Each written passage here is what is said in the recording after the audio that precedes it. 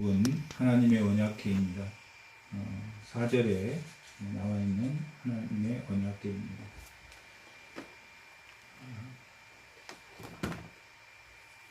이 사무엘에서는 사사시대를 지나서 다음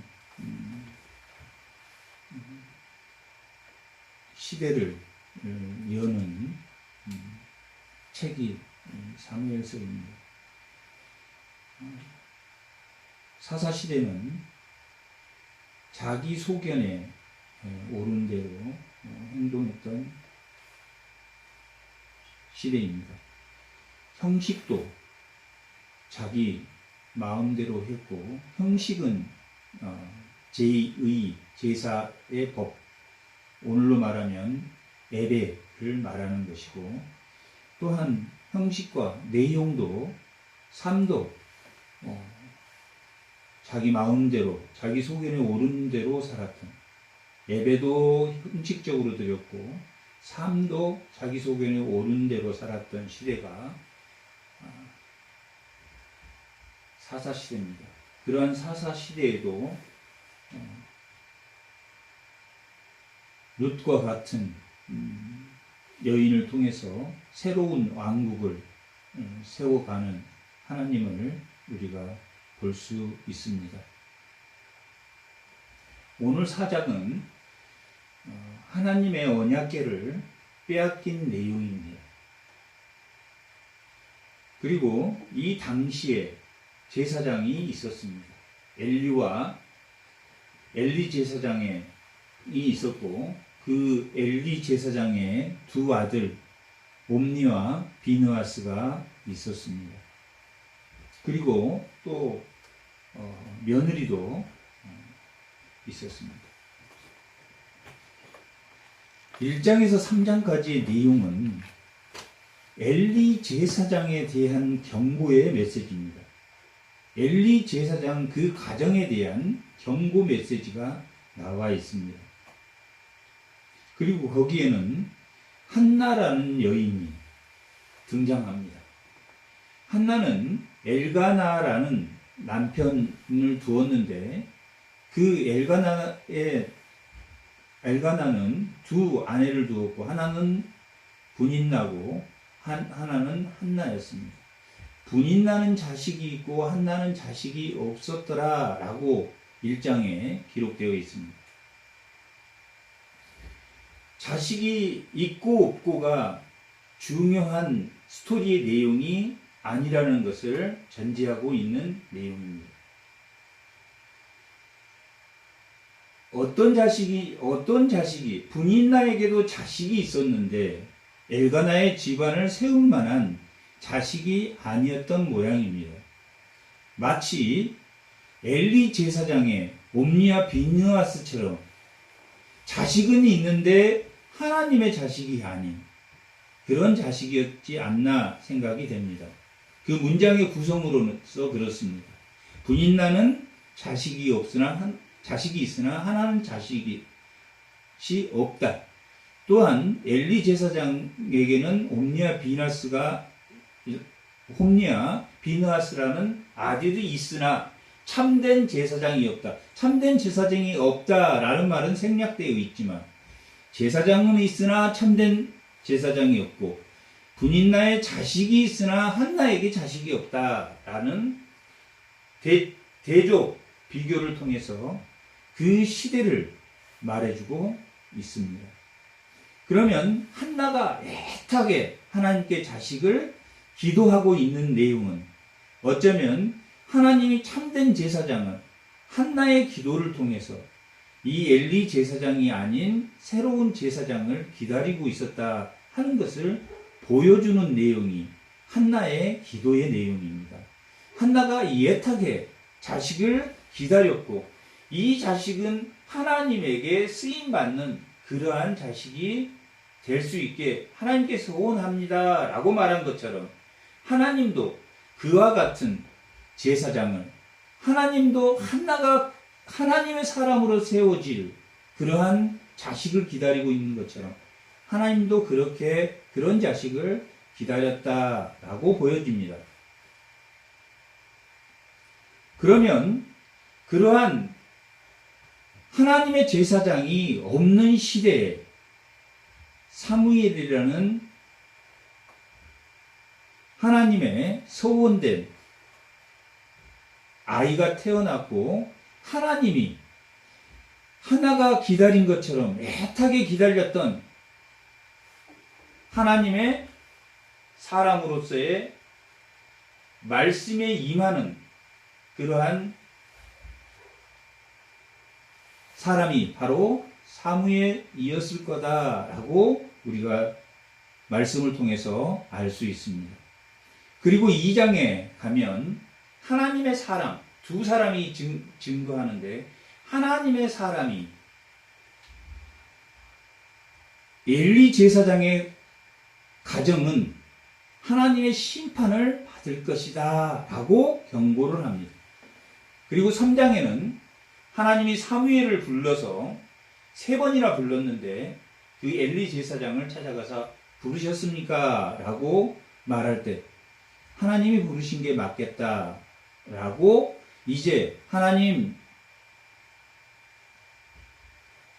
부르심대로 제가 여기 왔나이다 라고 사무엘이 고하자 하나님께서 사무엘에게 말씀을 준 것이 엘리 제사장의 집안을 치겠다라는 내용입니다.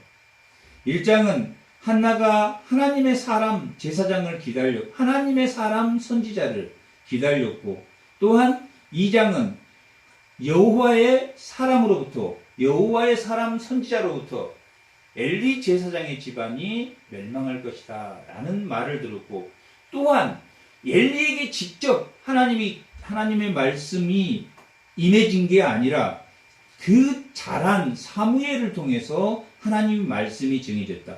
엘리 제사장에게는 하나님의 말씀이 끊겼다, 안 끊겼다? 하나님의 말씀이 끊겼고, 그 하나님이 기다렸던, 한나가 기다리는 것처럼 기다렸던 하나님의 사람 사무엘을 통해서 하나님이 말씀을 전하는데, 뭐라고 전하냐면 네 가정이 멸망할 것이다, 심판을 받을 것이고 영원히 네 자손이 끊길 것이다 라고 경고의 메시지를 줍니다. 그러니까 크게는 1장은 사무엘의 태어남과 2장은 선지자가 엘리 제사장의 집의 멸망과 3장은 사무엘에 의한 엘리 제사장의 집이 멸망할 것이다 라는 메시지를 가지고 이 4장의 시작이 이루어집니다. 그리고 사무엘은 이 3장 마지막으로 어느 정도 자라서 하나님의 말씀이 임해서 그 말씀을 백성에게 전할 만큼 컸다라는 것을 알 수 있는 게 3장 마지막 절 한번 읽어보겠습니다. 다 같이. 여호와께서 실로에 다시 나타나시되, 여호와께서 실로에서 여호와의 말씀으로 사무엘에게 자기를 나타내셨다. 사무엘에게를 통해서 하나님의 말씀을 나타냈다. 그 전에 하나님의 말씀이 실로에 나타났습니까? 안 나타났습니까? 나타나지 않았는데, 여호와께서 실로에 어떻게 다시 나타나셨어요. 하나님의 말씀이 끊어진, 하나님의 말씀이 없는, 하나님의 말씀에 순종하지 않는 이들이 예배는 드렸습니까? 안 드렸습니까? 예배는 드렸습니다. 예배는 드렸지만 아주 옴니와 비느사는 자기 멋대로 행동한 불량자들이었습니다. 그 행실이 나빴다라고 기록하고 있습니다. 하나님의 말씀에 순종했다면 그 행실이 나쁠 이유가 없습니다. 하나님의 예배는 드렸지만 하나님 말씀대로 순종하지 않고 살았습니다. 그래서 하나님의 사람으로부터 경고의 메시지를 받고, 또한 사무엘을 통해서 하나님 말씀이 임해서 경고의 말씀을 듣게 됩니다. 그리고 그 경고의 말씀을 엘리 제사장에 전해 주었습니다. 그러나 엘리 제사장은 나이가 많았고 도저히 어떻게 할 방법이 없었던 것 같습니다. 두 자녀에게 어떻게 말해줄 방법이 없었던 모양입니다. 그리고 이미 선지자를 통해서 또한 그 엘리 제사장 역시 영적으로 몸도 늙었고 영적으로 나약해졌기 때문에 하나님의 말씀이 임하지 않았고, 그러니까 엘리나 그 옴니나 비느하스 이 셋 다 동일하게 영적으로 타락한 그러한 상태였다라고 보여집니다. 그리고 다시 사무엘을 통해서 하나님이 찾고 찾았던 사무엘을 통해서 다윗의 제국을 열어가는 그러한 메시지가 바로 사무엘서의 이야기입니다. 오늘 본문은 제목이 하나님의 언약궤입니다. 언약궤와 이들의 형실이 어떤 관계가 있는지, 하나님의 언약궤가 무엇인지 올바로 알았다면, 하나님의 언약궤가 무엇인지, 예배가 무엇인지를 온전히 알았다면, 형식이 바로 되었다면, 그들의 삶의 예배도 바로 되었을 것이다 라고 말하고 있는 메시지가 바로 사장의 메시지입니다. 오늘 사장의 시작은 사무엘의 말이 온 이스라엘에 전파되었다라고 말하고 있습니다. 사무엘의 말이 무엇이었습니까? 하나님의 임한 사무엘의 말이 무엇입니까? 엘리 제사장에 대한 심판의 내용. 그 말이 어디에 퍼졌습니까? 온 이스라엘에 전파되었다라고 기록되어 있습니다.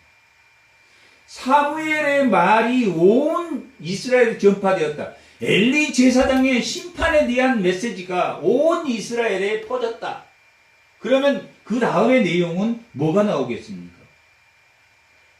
왜 이 홈리와 비느하스가 죽어야 되는지, 왜 심판을 받아야 하는지에 대한 내용이 나와야 할 것입니다. 그래서 전쟁 이야기로 시작됩니다. 시작은 사무엘의 말이 온 이스라엘에 전파되었다라고 말하고, 이스라엘에 나가서 블레셋 사람들과 싸우려고 라고 이 2절은 그렇게 시작합니다. 사무엘의 말이 전파되었는데 그 말이 엘리 제사장에 대한 심판의 메시지였는데, 그러므로 인해서 블레셋 사람들이 쳐들어왔다라고 이 사장은 시작하고 있습니다. 그들의 신앙이 어떠한가 하는 것을 보여주는 싸움이라고 볼 수 있습니다. 이스라엘은 나가서 블레셋들과 싸우려고 에베네셀 결에 짐을 치고 라고 기록하고 있습니다. 에베네셀은 정확한 지명은 어디인지 알 수 없습니다. 하지만 아벡 근처다. 요빠 위에 아벡이라는 곳이 있는데, 이스라엘로 말하면 한 중간 정도, 예루살렘에서 한 40-50km 위로 올라가서 서쪽 지중해 쪽에 있는 아벡이라는 곳이 있습니다. 거기는 전쟁하기 좋은 평야입니다. 그곳에 블레셋이 진을 쳤다라고 하는 것은, 이 블레셋은 수시로 이스라엘을 괴롭혀온 족속들이었습니다.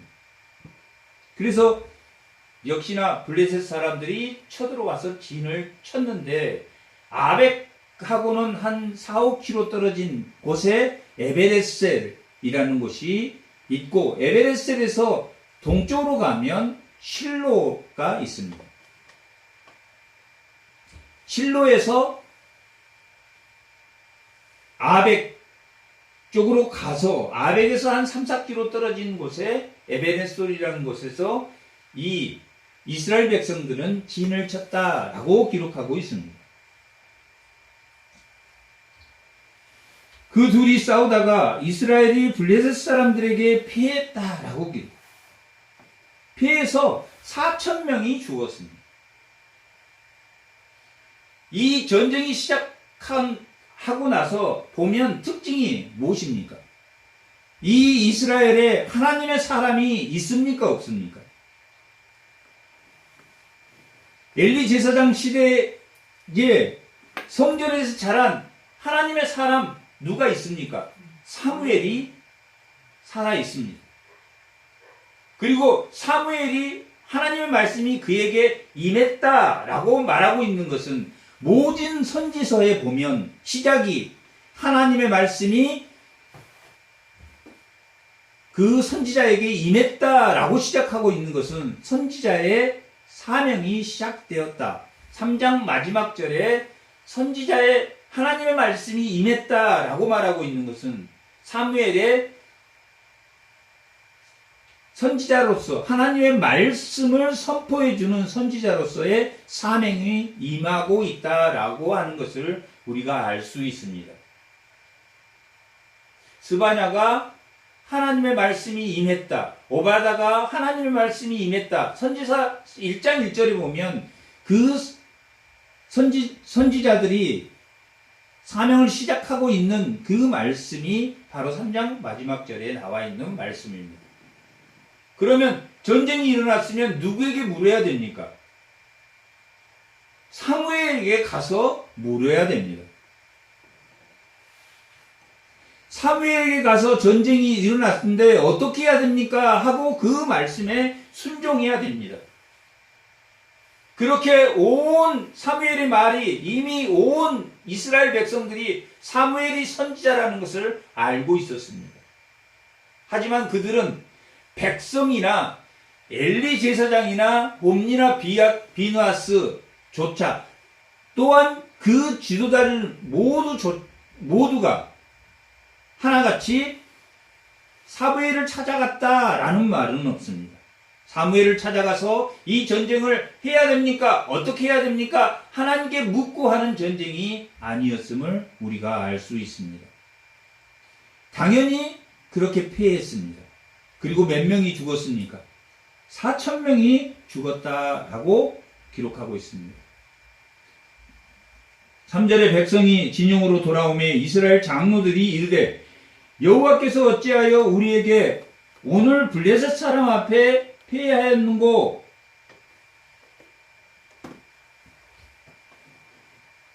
누구 때문에 졌다라는 것을 장로들이 알고 있습니까? 하나님 때문에 우리가 패했다. 어찌하여 하나님이 우리를 패하게 하셨는고? 라고 말하고 있습니다. 무엇을 시인하는 장면이기도 합니까? 하나님에게 전쟁에 대해서 묻지 않았음을 스스로 지면은 하나님 탓이고 이기면 누구 탓이었습니까? 자기 탓입니다. 이기면 자기 것. 하나님이 최초의 창조를 창조하셨기 때문에 씨앗, 땅, 모든 것을 창조하셨기 때문에 다 이 세상은 하나님 것입니다.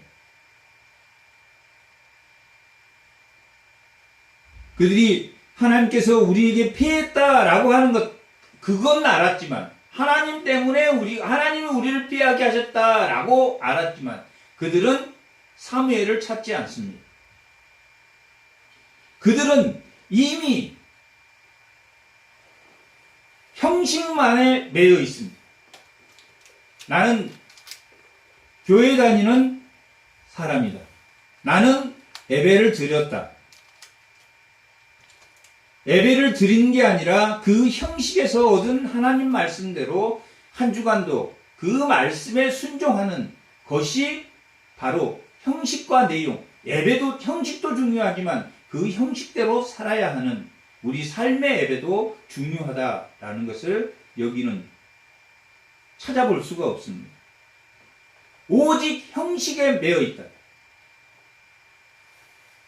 나는 교회 갔다 왔으니까 나는 믿음이 있는 사람이야 라고 말하는 것과 같습니다.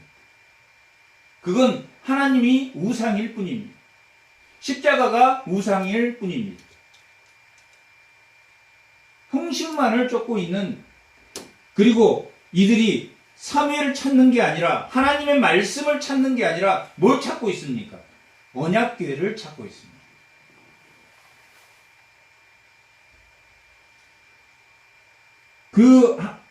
그 여호와의 언약궤를 실로에서 우리에게 가져다가 우리 중에 있게 하여 그것으로 우리 원수들의 손에서 구원하게 하자라고 3절 말하고 있습니다. 교회만 나오면 모든 게 해결됩니까? 예배만 드리면, 형식만 취하면, 제사만 드리면 모든 게 해결됩니까? 그 제사 속에 하나님이 나에게 주는 메시지대로 순종해 가는 것이, 그것이 참된 메시지입니다. 언약궤가 중요한 게 아니라 언약궤가 담고 있는 그 의미가 중요한 것입니다. 언약궤는 어떤 의미를 담고 있습니까? 홍해는 하나님이 직접 불기둥과 구름기둥으로 홍해를 가르시고 이스라엘 백성을 옮겼지만, 요단강을 건널 때는 제사장들이 언약궤를 맨 제사장들이 믿음으로 이 요단강을 건넜다라고 말하고 있습니다. 요단강을 건널 때는 언약궤를 맨 믿음으로 이미 홍해를 통과한 그들은 가나안 땅을 향해서 갈 때 오직 순종, 믿음으로 하나님의 말씀에 순종함으로 그 요단강이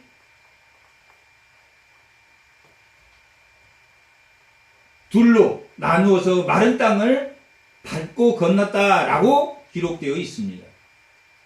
그것은 이스라엘 백성들이 가나안 땅을 가야 한 이유와 하나님의 백성으로서, 하나님의 군대로서의 그 사명이 무엇인지를 그 언약궤 안에 들어있기 때문이기도 합니다.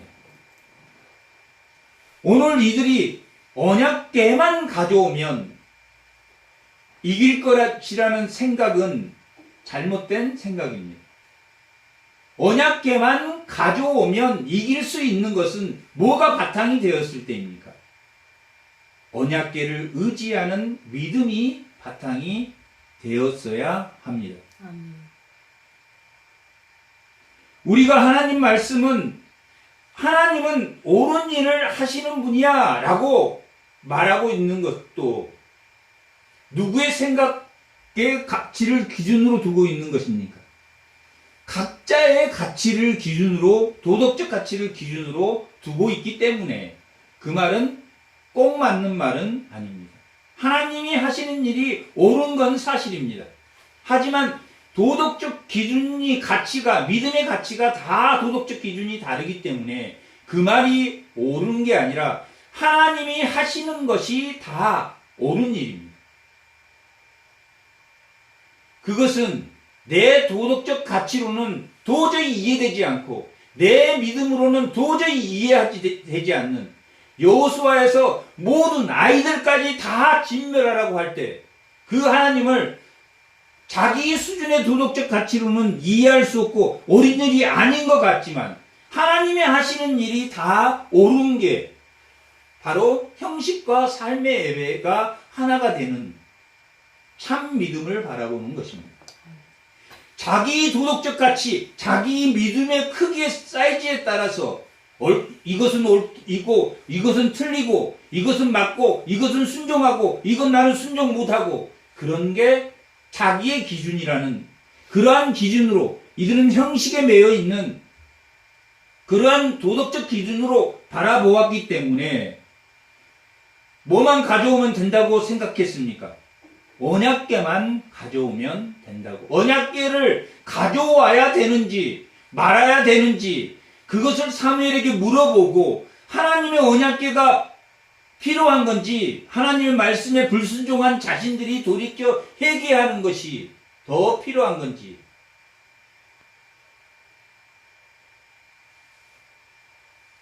그것이 더 중요한 이유이기 때문입니다. 그 언약궤 안에는 세 가지의 물건이 들었다고 했습니다. 하나는 뭡니까? 두 돌판, 또 하나는 만나 항아리, 세 번째는 쌍난 지팡이입니다. 그 세 가지 다 제 속성을 드러내는, 제 속성에서 하나님 은혜가 드러나는 그러한 물건이기도 합니다. 만나는 왜 주셨습니까? 광야에 도착하자마자 우리를 여기서 굶겨 죽이려고 하느냐? 모세에게 원망했습니다. 모세에게 원망하는 것은 누구에게 원망하는 것과 같습니까? 하나님에게 원망하는 것과 같답니다. 그것도 백성들이 다 모여서 하나님이 나타나는 게 우리는 두려우니 당신이 하나님께 가서 말을 듣고 그 말을 우리에게 전해주면 우리가 다 순종하겠나이다 라고 고백한 그 백성들이 고백했습니다. 당신이 올라가서 우리는 두려워서 하나님이 나타날 때마다 우리와 같은 진동과 함께 땅이 흔들리고 진동함으로 그들이 두려워서 당신이 가서 하나님의 말씀을 듣고 우리에게 전해주면 우리가 반드시 그대로 순종하겠습니다 라고 말했어요.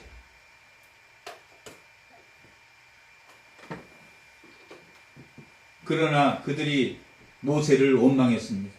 모세를 원망하는 것은 하나님의 중보자로서의 그 역할을 하는 그 모세를 원망하는 것은 하나님을 원망하는 것과 같습니다. 그러나 하나님은 무엇을 주었습니까? 만나를 주셨습니다. 그들이 원망했지만 만나를 주셨습니다. 그들이 원망한 마음에 만나를 주신 것은 무엇 때문이겠습니까? 그냥 배부르라고 주셨습니까?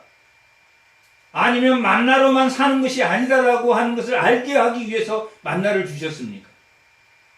만나로만 사는 게 아니라 내가 배부르고 훌륭하게 되고 돈 많이 버는 것으로만 사는 게 아니라고 그걸 알려주기 위해서 우리에게 일을 주시고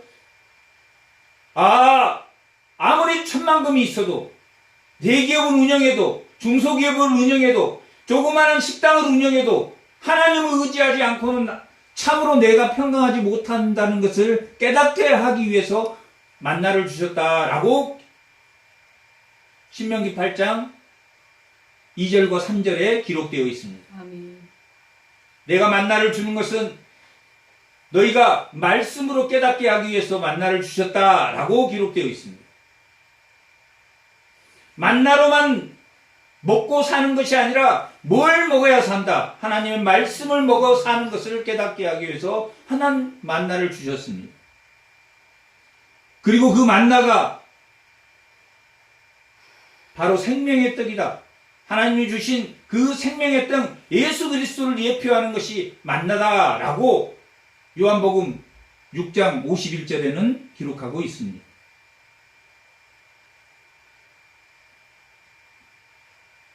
그게 만나의 상징입니다.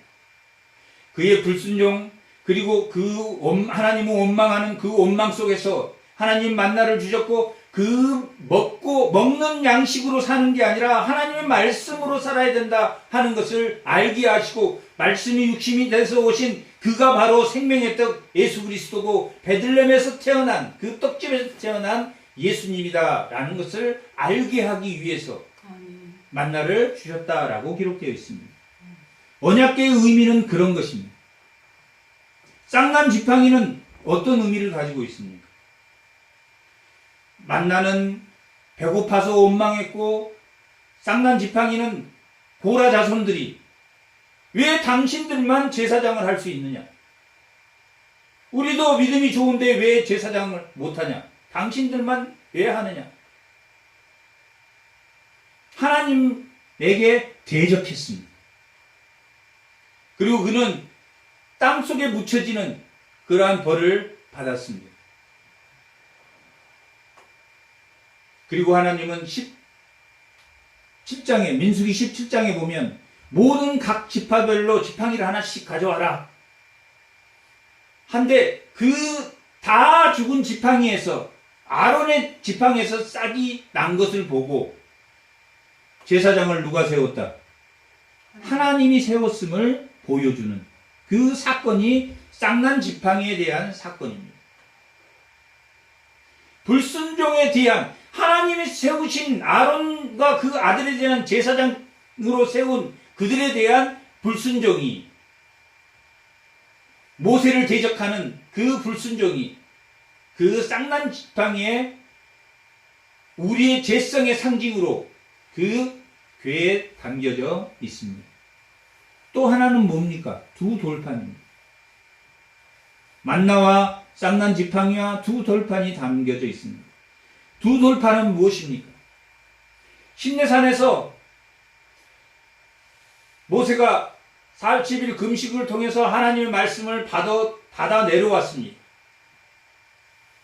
그런데 그들은 뭐하고 있었습니까?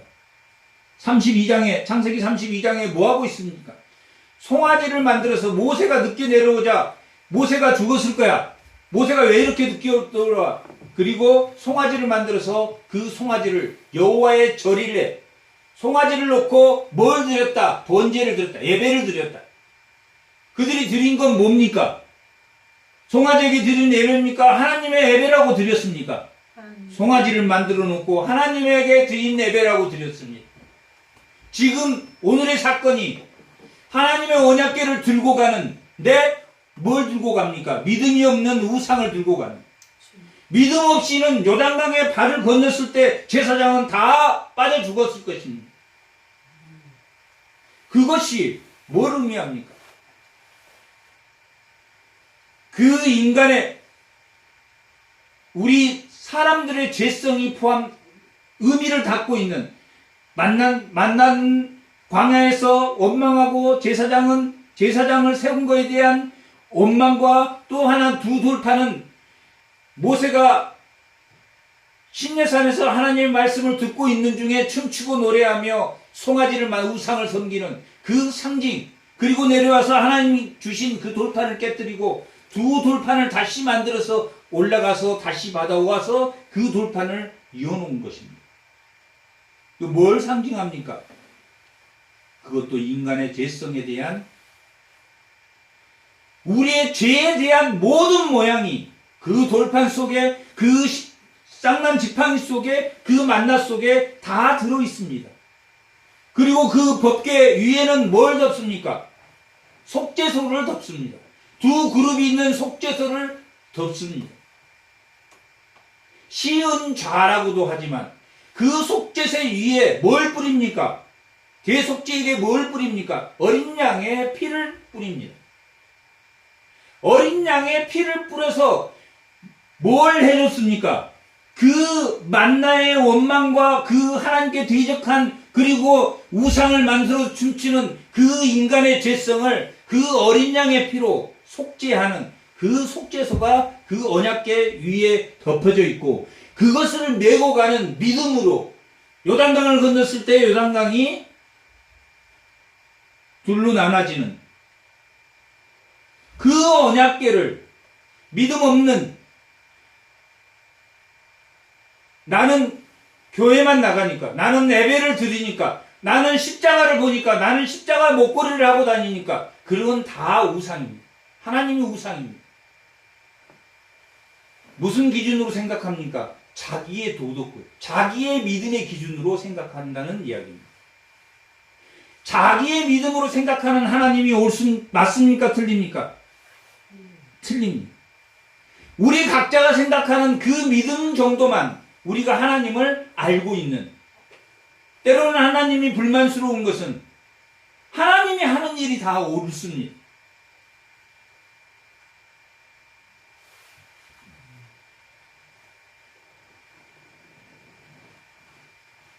때로는 우리가 상식적으로 이해할 수 없는 어린아이까지 그 모든 사람을 진멸하는 헬렘의 전쟁을 선포했을 때 우리가 이해할 수 없지만 하나님이 일은 다 옳다는 믿음의 확신이 있어야 우리가 요단강을 건너고, 또한 전투에 나갈 때도 늘 하나님께 묻고 그 사무엘이 존재했기 때문에, 사무엘을 세우기 3장까지 사무엘을 세우고 그 엘리 제사장의 그 집안을 심판하겠다 하는 메시지. 그러면 모모가 지금 어쩌면 이 사건이 끝나고 블레셋을 이길 수 있겠습니까? 엘리 제사장의 아들들과 엘리와 함께 통곡하며 하나님에게 회개하고 하나님, 우리가 잘못했습니다. 제가 이해할 수 없는 것을. 그리고 사무엘을 찾아가서, 하나님 말씀이 임하는 사무엘을 찾아가서 엘리 제사장의 성전에서 옴니와 비느하스와 사무엘이 같이 자랐지만,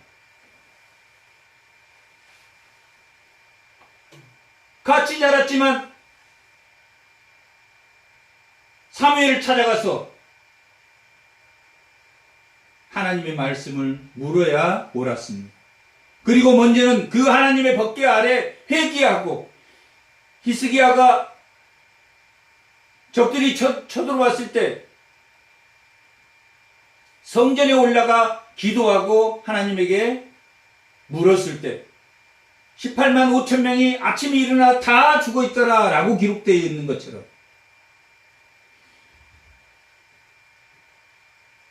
믿음으로 돌아오는, 믿음이 우선인, 믿음으로 언약궤를 들어야 그 요단강을 건너는 것처럼, 이해할 수 없는 하나님의 말씀이 이해가 돼야지, 자기 상식으로만 생각해서 자기 상식대로 하려고 하는 것은 자기 도덕의 기준이.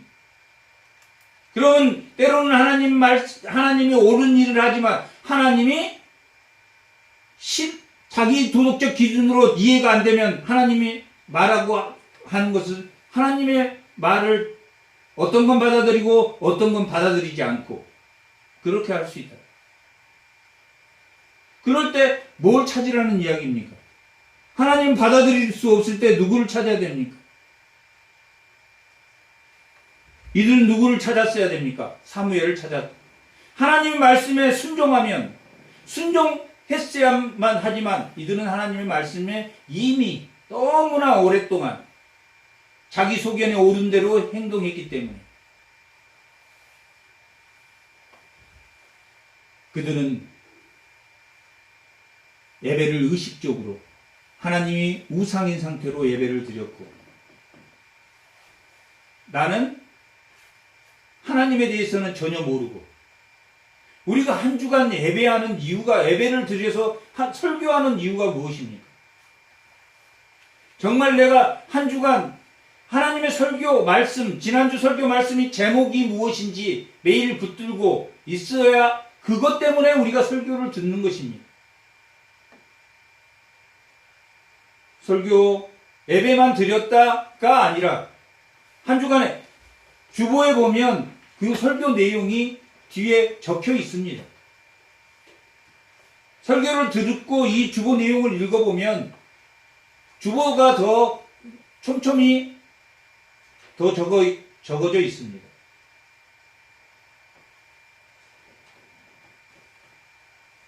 제가 이걸 다 말하면 시간이 너무 걸리기 때문에 그냥 줄여서 어떤 부분은 빼버리고 한 3가지, 4가지 정도로만 줄여서 이걸 다 하지만 이 주보를 읽어보면 그 내용이 적어 있습니다. 내가 한 주간 어떻게 살아야 될 것인가? 내가 이 제사를 통해서, 이 예배를 통해서, 이 제의를 통해서, 이 형식을 통해서 나의 일주일간 삶의 예배를 드리는 것이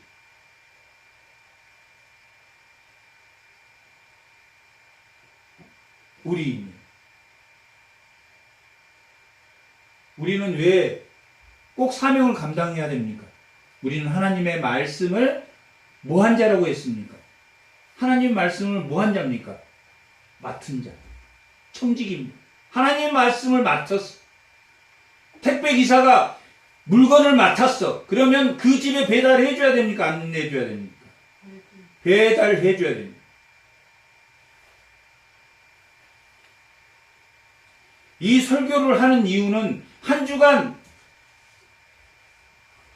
이 설교의 말씀 어느 한 부분을 다 붙들 수는 없지만 어느 한 부분을 붙들고 내가 실천해 봐야겠다. 먼저는 가정에서, 그리고 직장에서 실천해 봐야겠다 하는 것이 설교의 의미입니다. 제사만 드리고 예배만 드리고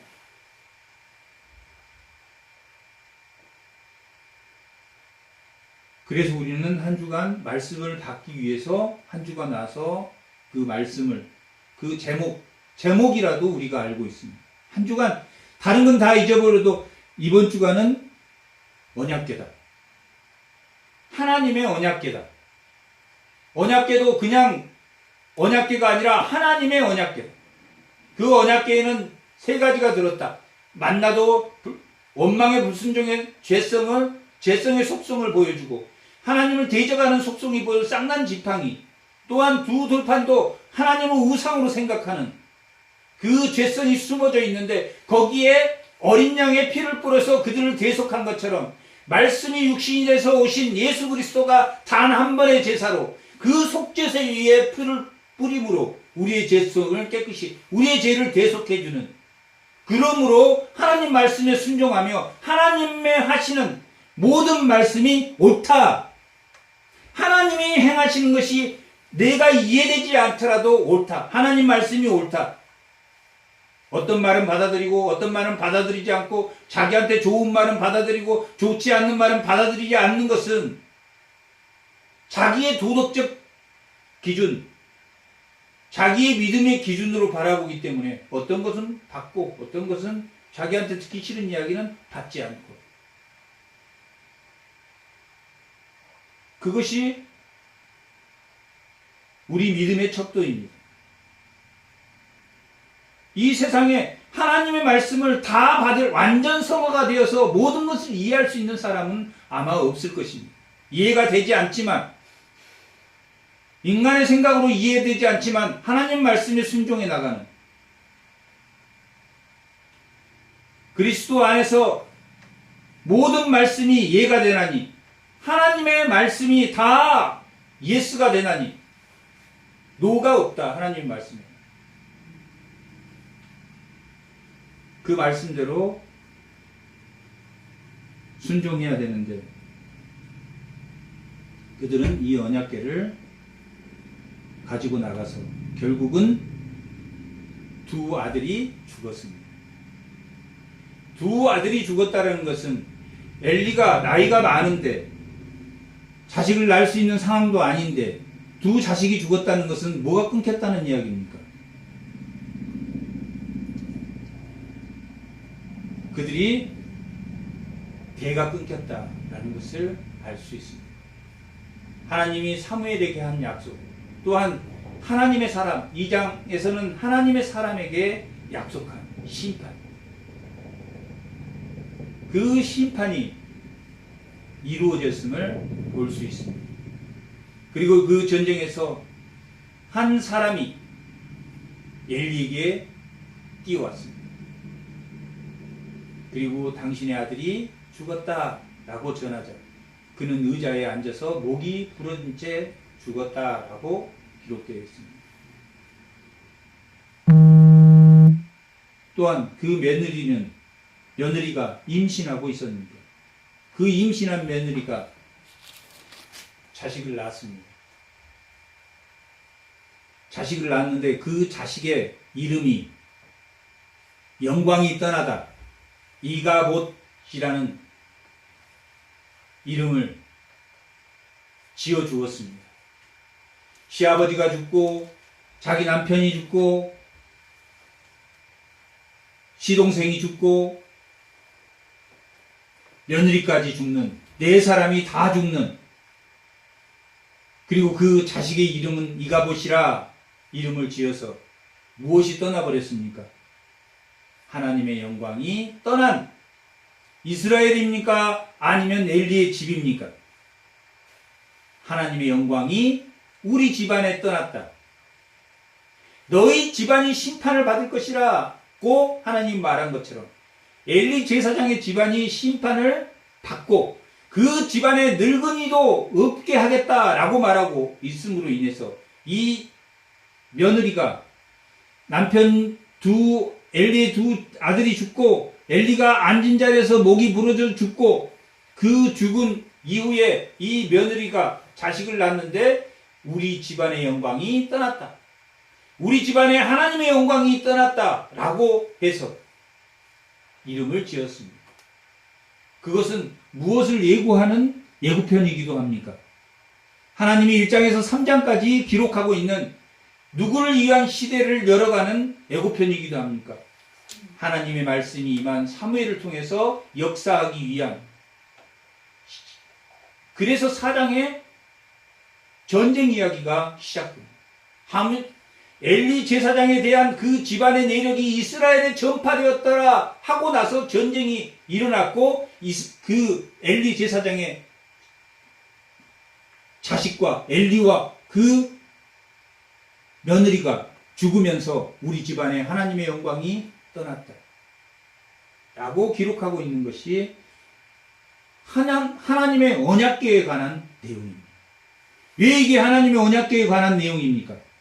그들이 믿음으로 행했다, 믿음으로 행하지 않았다.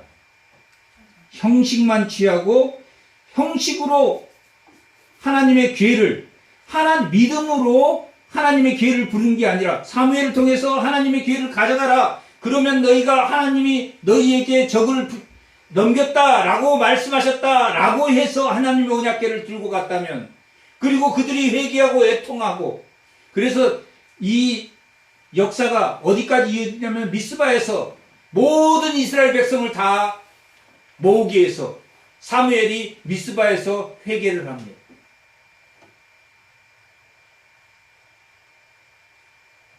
하나님께로 돌아오는 이스라엘 백성, 이가봇의 이 엘리 제사장의 영광은 떠났지만 이스라엘 백성은 아직도 하나님이 미스바에서 그들을 돌이키고 하나님의 역사로 또한 왕을 세우며 또한 다윗 제국을 만들어가는 하나님의 역사가 남아 있습니다.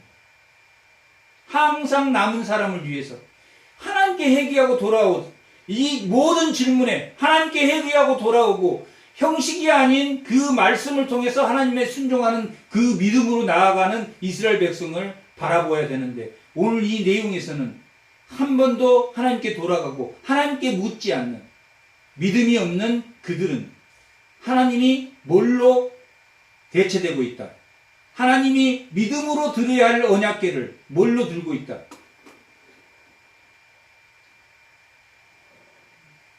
공의가 아닌, 정의가 아닌 불신앙으로 그 언약궤를 들음으로 인해서 그들이 멸망하고 패하고 한 제사장의 가정이 끝남으로 사무엘의 시대를 열어가는, 다윗의 왕국을 향해서 다가가는 그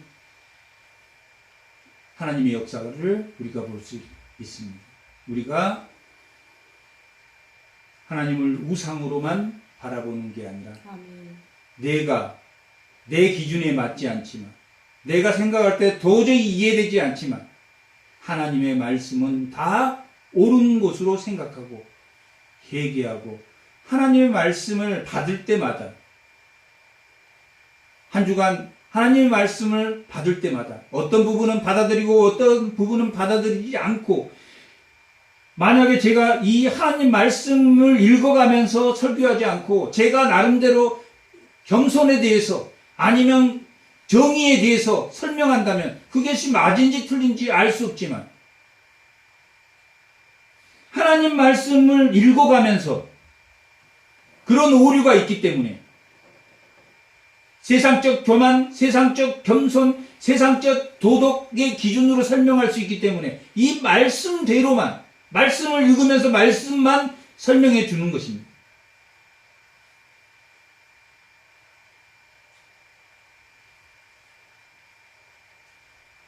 언약궤를 든 믿음으로 하나님께 돌이키며 하나님 말씀을 붙들고 한 주간 살아내는 그런 은혜가 넘치는 성도가 되고 또한 그런 가정이 되시기를